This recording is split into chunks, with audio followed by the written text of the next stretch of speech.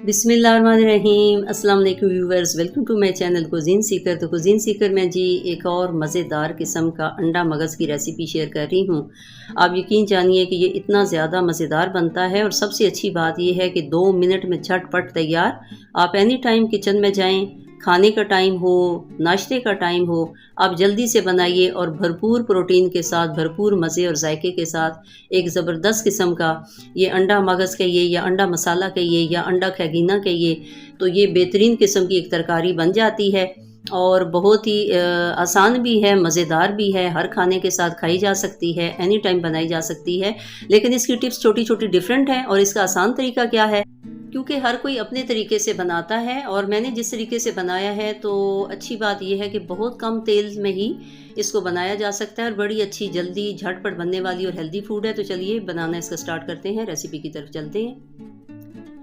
तो चलिए जी शुरू करते हैं। यहाँ पे मैंने प्याज लिया है, 2 मीडियम साइज़ के हैं, उन्हें इस तरीके से चॉप कर लिया है, चॉपर में चॉप किया है। अब चाहें तो हाथ से भी फाइन चॉप कर सकते हैं। 3 मिर्चें हैं, धनिया है और ये 4-5 गुनियाँ लहसुन की हैं और ये अदरक है। इसको मैंने छिलका उतार के अच्छी तरह धो के साफ़ करके ये रखा हुआ है। 1 टमाटर है इस साइज़ का।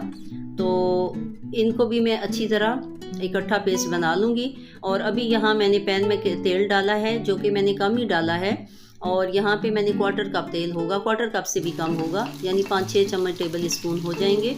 और गर्म होने पे मैंने इसमें चॉप किया हुआ प्याज डाल दिया है। तो कोशिश करें कि ऑयल भी कम से कम डाला करें। अभी भी मैं ये रेसिपीज़ के चक्कर में अक्सर ज़्यादा डाल देती हूँ और फिर वो ज़्यादा होता चला जाता है। अदरवाइज़ ऑयल कम से कम यूज़ किया करें, क्योंकि ये हेल्दी फूड नहीं है। तो यहाँ पे इसको बहुत ज़्यादा हमने पकाना नहीं है, सिंपल इतना ही इसे पकाना है कि इसका रंग थोड़ा थोड़ा चेंज हो जाए। तो जब इसका लाइट ब्राउन की तरफ थोड़ा सा कलर हो जाए, बहुत ज़्यादा जैसा कि आप वीडियो में देख रहे हैं, और मीडियम फ्लेम पे मैं इसे पका रही हूँ, तो फिर वो जो टमाटर, हरी मिर्च, धनिया और लहसुन और ये जो अदरक था, इसको मिला के मैंने चॉपर में ही इसका पेस्ट बना लिया है। आप चाहें तो हामन दस्ते में भी थोड़ा थोड़ा काट के डाल के ऐसा कर सकते हैं।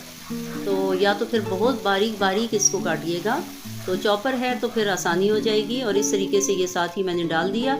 और साथ कुछ इंग्रेडिएंट्स हैं। नमक है, मैंने ½ टीस्पून अभी डाल रही हूँ। काली मिर्च ½ टीस्पून है और सूखा धनिया 1 टीस्पून है और जो लाल मिर्च है वो 1/4 टीस्पून, गरम मसाला 1/4 टीस्पून और हल्दी भी 1/4 टीस्पून से थोड़ी सी ज़्यादा है।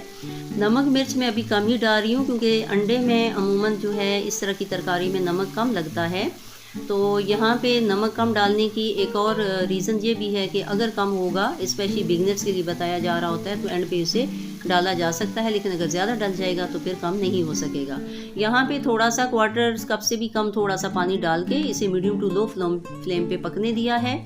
और ये भी टिप बड़ी कामयाब है कि मसाला इस तरीके से बहुत मज़ेदार बनता है, खुशबूदार बनता है और बहुत अच्छा भुनता है और सिंपल ये 1.5-2 मिनट में ही पक जाता है।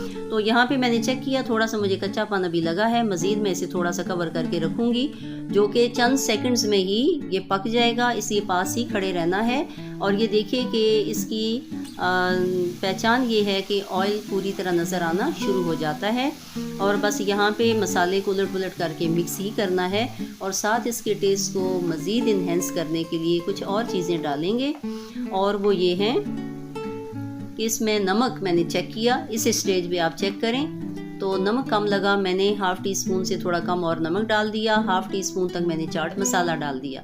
तो इस तरीके से मैंने पहले ½ टीस्पून डाला था, तो अब थोड़ा हाफ से कम, यानी 1/4 और हाफ के बीच में।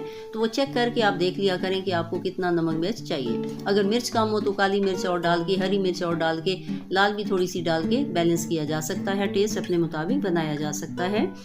यहाँ पे मैंने मिक्स किया है। और ये जो असल चीज़ है जी, जो इस डिश को निखारेगी, और वो अंडे हैं। 3 अंडे मैंने प्लेट में 1 बाय 1 मैंने इन्हें तोड़ लिया है। और 1 बाय 1 चेक कर लिया करें ताकि कोई ख़राब ना हो। और इस तरीके से 3 अंडे वो मैंने इसके ऊपर डाल दिए हैं। अब यहाँ पे टिप देखिएगा, थोड़ी सी गौर तलब होगी कि अंडे डाल के सिंपल मैंने इनकी जो जर्दी है उसको हल्के हाथ से मैंने इसे तोड़ लेना है, लेकिन मैंने पूरा इसको उलट पलट नहीं करना। ऐसा करने से क्या फ़ायदा होगा वो आगे चल के आपको खुद ब खुद पता चल जाएगा। तो यहाँ पे सिंपल जर्दी को ही मैंने तोड़ना है और हल्के हाथों से मैं तोड़ रही हूँ। और उसके बाद दोबारा से कवर करके मीडियम टू लो फ्लेम पे 1-2 मिनट के लिए इसे पकने के लिए रख देंगे। तो इसलिए आप पास ही खड़े रहिएगा, किचन छोड़ के नहीं जाइएगा क्योंकि बहुत जल्दी जल्दी ये बन रहा है। तो यहाँ देखिए जी, सिंपल 2 मिनट बाद मैंने चेक किया, क्योंकि मीडियम टू लो से मतलब ये नहीं बहुत ज़्यादा हल्की आंच नहीं की। और उसके बाद ये जब मैंने देखा तो ये देखें कितने अच्छे बड़े बड़े इसके लच्छे स्क्रम्बल, जो एग स्क्रम्बल बने हुए हैं, तो ये इस तरीके से दिखेंगे। देखने में भी बहुत टेम्पटिंग लगेंगे, जायके में भी अच्छे लगेंगे और ये बड़ा खुशबूदार मसाला और ज़बरदस्त किस्म का ये अंडा मगज़ कहिए, इसको अंडा मसाला कहिए, अंडा खैगीना कहिए, जो भी ये मज़ेदार किस्म की तरकारी है। और उसके बाद ये मेथी है, हाफ़ टी स्पून तक इसे हाथों से रब करके वो इसमें शामिल करें। तो इन सारे मसालों के साथ इस मेथी का जो खुशबू और जो जायका बनेगा वो बड़ा ही अमेजिंग होगा। और यहाँ पे इसे मिक्स करना है, बड़े हल्के हाथ से मिक्स में कर रही हूँ और आपको नज़र आ रहा होगा कि कितने अच्छे अंडे के बड़े बड़े स्क्रम्बल बने हैं। साथ थोड़ा सा 3-4 टेबल स्पून धनिया और 2-3 हरी मिर्चें कटी हुई मैंने छोटी शामिल की हैं। तो ये सारी चीज़ें इसके टेस्ट को बड़ा ही मज़ेदार बनाती हैं। और आप देखिए कि इसकी शक्ल देखिए कितने अच्छा ये लग रहा है ना, कि बाकायदा जैसे कोई मटन का या बीफ का मगज़ बना हुआ होता है।